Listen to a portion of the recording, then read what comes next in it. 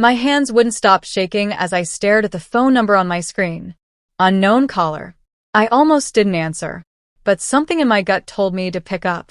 Is this Harper? The man's voice cracked like he'd been crying. I bought your car 3 days ago. Ma'am, I need to see you right now. What I found under your back seat. Jesus, I don't even know how to say this.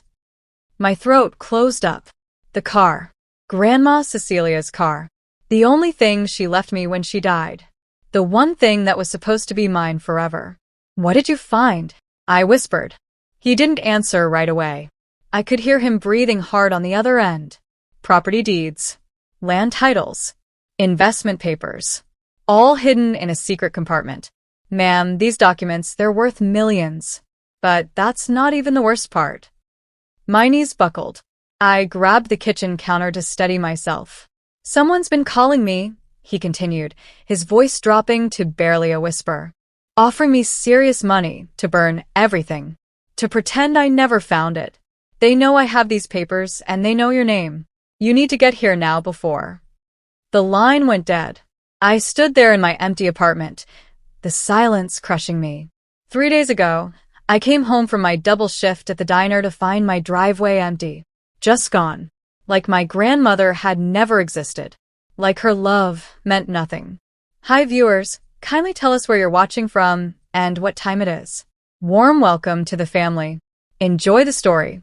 Mom had been standing in the doorway, arms crossed, that familiar look of irritation on her face.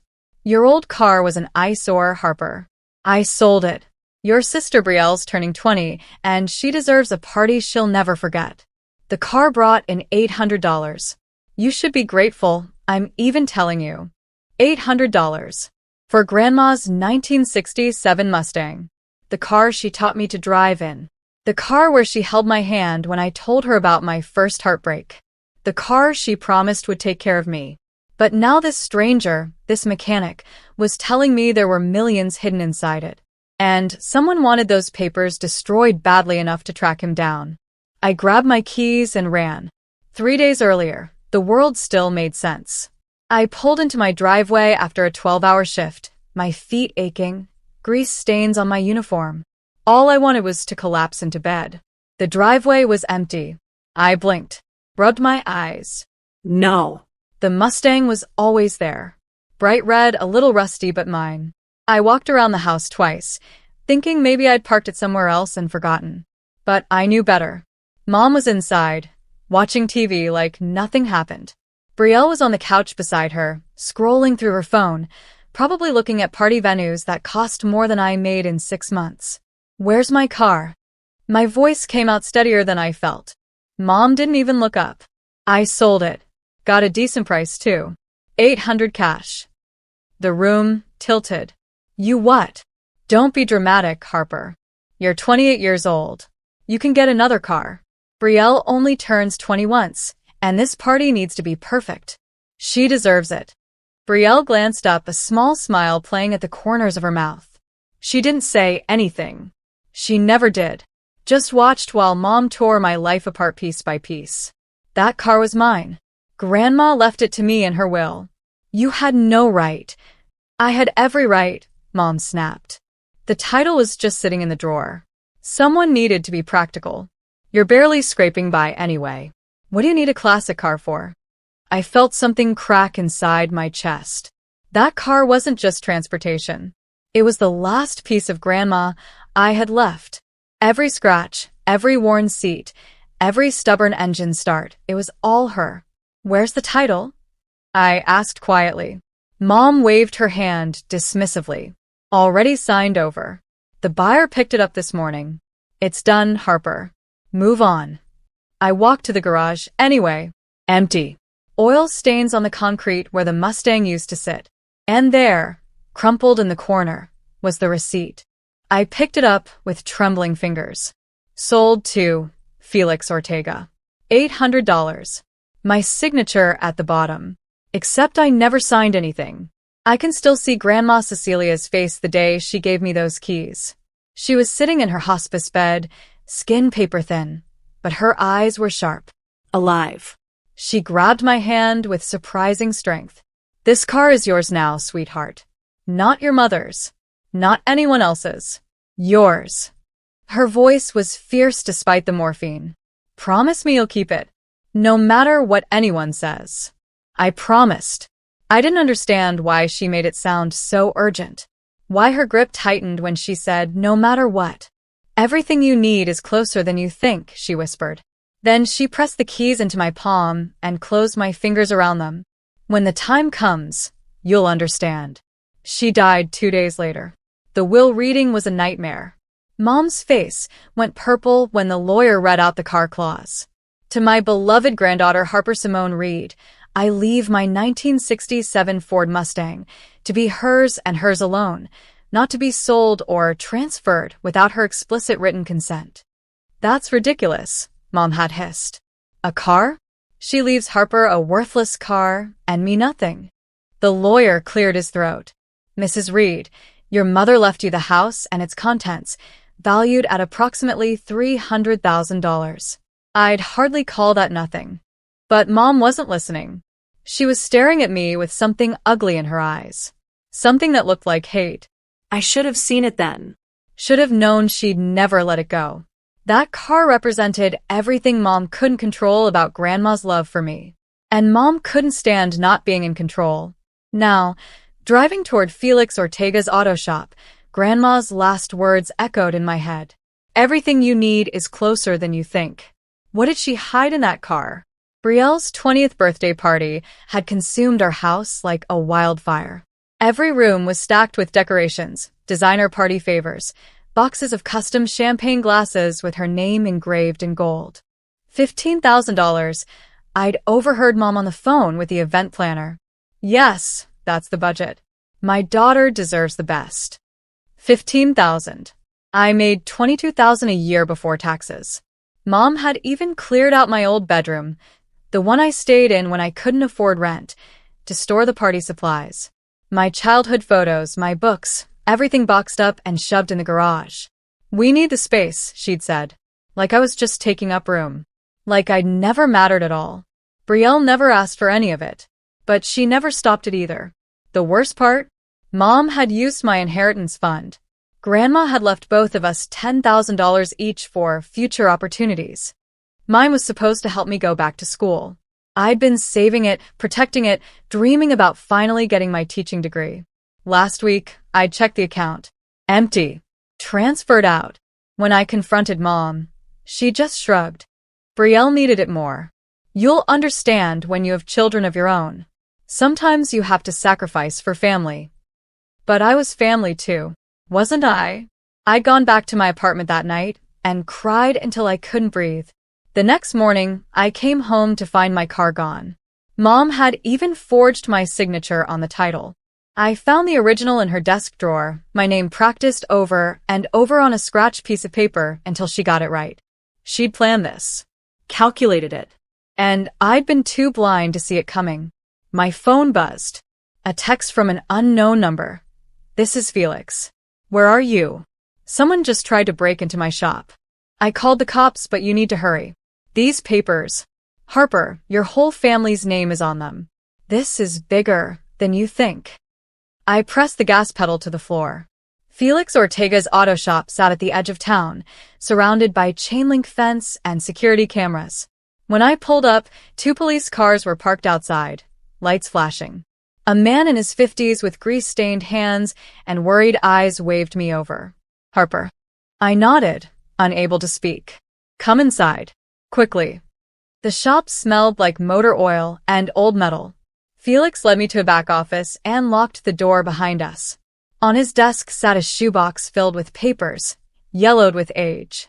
I was restoring the Mustang, he explained, hands shaking as he pulled out the documents. Custom work. I noticed the back seat sat weird, like something was underneath. Found a hidden compartment built into the frame. Professional job. Someone wanted this stuff hidden. He spread the papers across the desk. Property deeds. Land titles in 3 different states. Investment certificates. All bearing the same name, Theodore Reed. My grandfather. These properties. Felix's voice cracked. I had a real estate buddy look at them. Conservative estimate? $4.7 million. The room spun. That's impossible. My grandfather died broke. He had dementia. He forgot everything. There was nothing left when he passed. Felix pulled out an envelope, my name written across it in Grandma's shaky handwriting. She left you this. I didn't open it. But Harper, someone knows about these papers. Someone called me an hour after I found them. Offered me $50,000 cash to destroy everything. Said if I didn't, things would get ugly. Who? Didn't give a name. But it was a woman. And she knew details about your family that only someone close would know. My hands trembled as I opened the envelope. Grandma's letter was short. Direct. Devastating. My darling Harper, if you're reading this, then you've found what your grandfather hid. He had early onset dementia, but before his mind slipped away completely, he transferred everything into protective trusts. He knew he'd forget. He knew he'd become vulnerable. So he hid the evidence in the only place he knew would be safe, inside the car he built for me.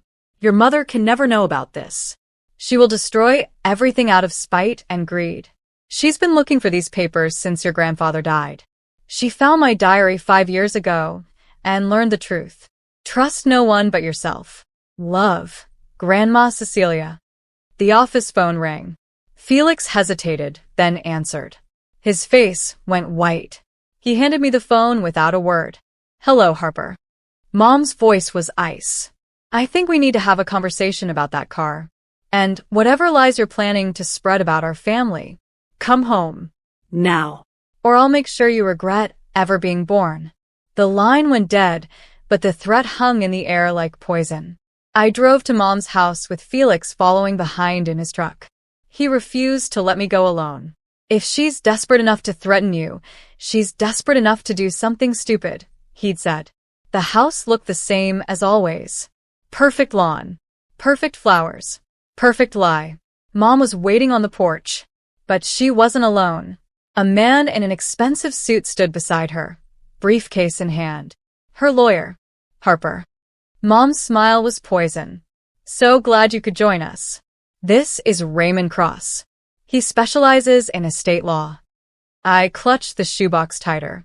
What's this about? Let's talk inside. Privately. Her eyes flicked to Felix. Your friend can wait out here.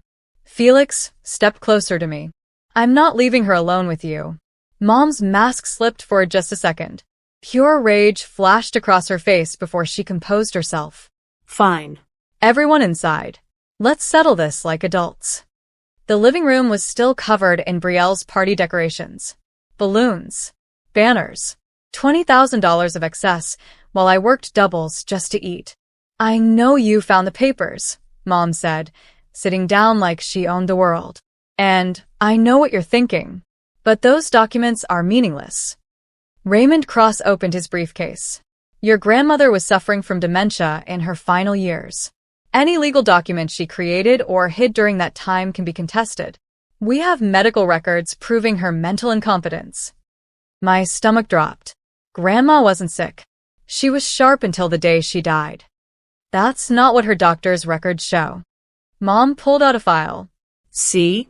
Early stage dementia. Same as your grandfather. It runs in the family, apparently. So anything she told you, anything she hid, it's not legally binding. I wanted to scream, to throw something, but I forced myself to stay calm. The documents aren't from Grandma. They're from Grandfather, before he got sick. Prove it. Mom leaned back, confident. Because I've already filed a petition with the court. Those properties should have gone through probate when your grandfather died. The fact that they didn't means the whole thing is fraudulent. I'm contesting the estate. And when I win, everything goes to his legal heir. Me. Felix pulled out his phone. That's funny, because I found something else in that car. A videotape from 1998. Your father explaining, in perfect detail, his entire estate plan. Mom's face went white. He knew he was getting sick, Felix continued. So, he recorded himself. Clear mind. Clear intent. Named your mother as executor and Harper as the ultimate beneficiary. He even explained why. Felix paused. Want me to play it? That's fabricated, Mom hissed. You made that up too. I uploaded it to 3 different cloud services before I left my shop. Felix cut her off. Sent copies to 2 lawyers. You can't make this disappear. The room went silent. Then Mom started laughing. A horrible, brittle sound. You think you've won? You think you can just waltz in here and take what's mine? I've spent 30 years watching my mother give you everything. Her time, her love, her precious car. While I got nothing but criticism and disappointment. Those properties are mine by right. I suffered. I earned them. You're just the favorite grandchild who did nothing but exist. The truth spilled out like venom. Years of resentment. Decades of jealousy. And suddenly I understood why she hated me so much. I wasn't her daughter in that moment. I was the ghost of Grandma's love. And she wanted to destroy me for it. Get out of my house, Mom whispered. Get out before I call the police and tell them you're threatening me. I stood up. You forged my signature. You stole my inheritance fund. You're the one who should be scared of the police. Raymond Cross cleared his throat. Mrs. Reed, perhaps we should reconsider our approach. Shut up. Mom turned to me, eyes blazing.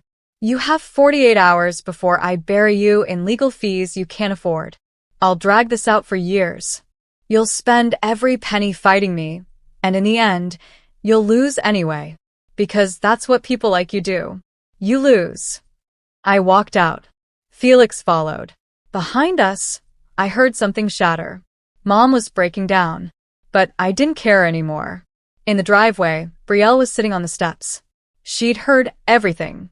Harper, wait, she called out. I kept walking. Brielle showed up at my apartment at 2 in the morning. I almost didn't open the door. But something in her face looked different. Broken. I need to tell you something, she whispered, slipping inside. Something Mom doesn't know I found out. She sat on my couch and pulled out her phone. Her hands were shaking. Mom's been recording her phone calls, Brielle said. I found the app on her computer last week. She's been planning this for months. Ever since Grandma died. She pressed play. Mom's voice filled the room. The car is the key. If I can get rid of it before Harper realizes what's inside, the documents will be lost forever. Then I can claim the properties were abandoned assets. It's perfect. Another voice responded. Raymond Cross. And if she finds the papers? Then we claim Cecilia was insane. I've already altered her medical records. I know people at the hospital. It's handled. My blood ran cold. She'd falsified medical records. Committed fraud. All to steal what Grandma protected. Brielle was crying now. She used me. This whole party, the money, everything, it was never about me. She drained her fund and mine. Spent it all on the party, so we'd both be broke. So we'd be dependent on her. So we couldn't fight back. Why are you telling me this? I asked. Because I'm tired of being her puppet. Brielle looked up, tears streaming down her face. She's made me hate you my whole life. Told me you were the favorite. That Grandma loved you more. That I had to compete for everything. But it was all lies. She was just using us against each other. She handed me a flash drive. Everything's on here. The recordings. The medical fraud. Her conversations with the lawyer. All of it. Brielle, if you do this, she'll never forgive you. Good. My sister's voice was steel. Because I'm done being her daughter. I'd rather be your sister. We spent the rest of the night planning. Brielle knew Mom's lawyer, knew the court date was set for the day after tomorrow. We had one shot to expose her. But when dawn broke, my phone rang. It was Raymond Cross. Miss Reed, I'm withdrawing from your mother's case. After reviewing the evidence, I can no longer represent her in good conscience. I've also filed a complaint with the state bar about the medical record tampering. You should know your mother is about to be charged with fraud. The line went dead. Brielle and I looked at each other. We'd won. But somehow, it didn't feel like victory. The courthouse was cold. Mom sat across the aisle with a public defender, her face hollow. She wouldn't look at us. The judge reviewed the evidence. Grandfather's video. The original medical records before Mom altered them. The recordings of her admitting to fraud. It took less than an hour. In the matter of the Theodore Reed estate, I find in favor of Harper Simone Reed. All properties, assets, and investments are to be transferred to her name immediately. Furthermore, I'm referring Mrs. Patricia Reed to the district attorney for criminal prosecution. Mom stood up, shaking. This isn't over. You'll regret this. Both of you. But it was over. The bailiff escorted her out. She never looked back. Outside the courthouse, Felix was waiting with a Mustang. He'd finished restoring it. Bright red, gleaming, perfect. Just like Grandma would have wanted. Thought you might want to drive her home, he said, handing me the keys. Brielle hugged me. What are you going to do with the money? I didn't have to think about it. Grandma's dream was to help families who were struggling. People who needed a safe place to start over. That's what the properties are going to become. Affordable housing. A fresh start for people who deserve it. That's beautiful, Brielle whispered. Can I help? I was hoping you'd ask. We drove away in the Mustang, leaving the courthouse and Mom's hatred behind. The road stretched out ahead of us, full of possibility. If you're enjoying this story so far, hit that like button and make sure you're subscribed. Drop a comment and let me know what you think. I read every single one. Your support means everything. 6 months later, everything changed. The properties were converted. 42 families moved into affordable housing. Single mothers. Veterans. People escaping bad situations. People like I used to be. Brielle worked with me every day. She dropped out of college and enrolled in social work classes. I want to help people who actually need it, she'd said. Not throw parties for people who don't. Mom was convicted of fraud and forgery. 2 years in prison. Part of me felt sorry for her. Most of me didn't. I visited her once. She looked small behind the plexiglass. Defeated. Why do you hate me so much? I asked. She was quiet for a long time. Then, I didn't hate you. I hated what you represented. Proof that my mother loved someone more than she loved me. That I was never good enough. She did love you, I said softly. She just didn't like who you became. Mom flinched. Get out. I left. Some people can't be saved from themselves. Felix became a friend. More than a friend, eventually. He taught me about cars. I taught him about hope. We were building something good together.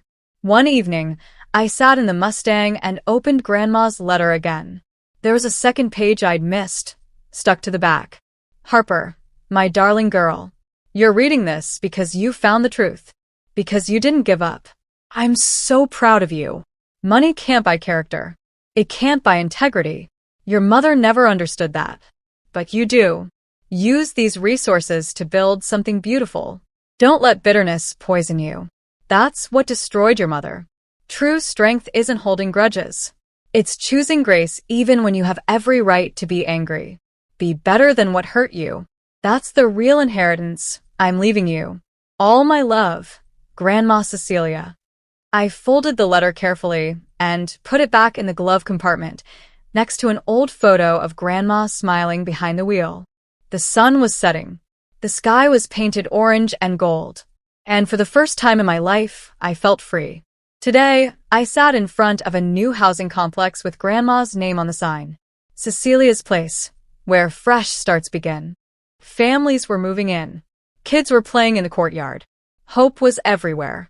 Brielle walked up with coffee. We got 3 more applications today. A single dad with 2 kids. He's been living in his car for 8 months. Approve it, I said. That's exactly who we're here for. She smiled. You know, I used to think success meant designer clothes and expensive parties. But this feels better. Actually helping people. Actually mattering. Grandma would be proud of you. She'd be proud of both of us. I looked at the Mustang parked nearby. Felix had offered to buy it from me for $20,000. A real collector's price. I'd said no.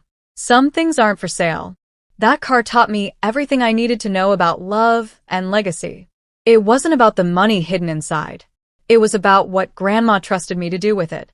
Last week, I started a scholarship fund in Grandma's name. For kids who wanted to go to college but couldn't afford it. For dreamers who just needed someone to believe in them. Mom got out on parole next year. I don't know if we'll ever speak again. Maybe some bridges are meant to stay burned. But I hope she finds peace. I hope she realizes that love isn't a competition. That being the favorite didn't mean Grandma loved her less. Forgiveness is hard, but carrying hate is harder. As the sun set over Cecilia's place, I thought about Grandma's final words. Some legacies aren't meant to be spent. They're meant to be shared. She was right. The greatest inheritance isn't money or property.